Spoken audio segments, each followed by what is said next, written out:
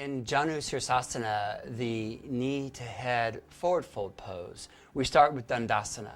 All the elements of Dandasana apply, and this is all as in all seated forward bends.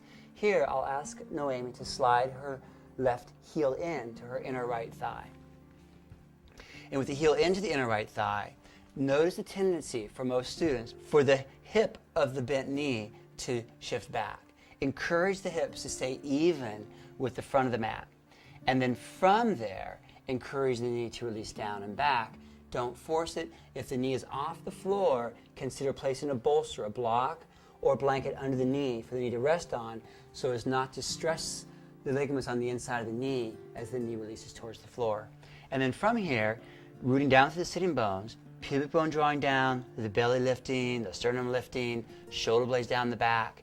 Encourage the student to turn slightly, to turn their sternum to face their right toes. Now notice in this pose the tendency for the right foot to begin to turn slightly out to the side.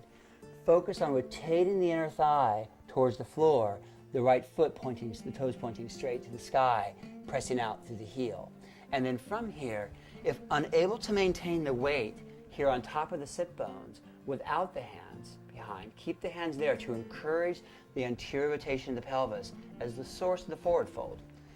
Otherwise, over time, bring the hands around in front onto the floor. And there, pull gently on the fingertips, lifting up to the spine. Encourage the shoulder blades to continually revolve down the back. And then with your hands on your student's hips, root down, keeping the hands on the hips, begin to encourage the forward fold through the rotation of the pelvis, where the rotation of the pelvis is the source of the torso drawing forward and the sternum drawing towards the knee.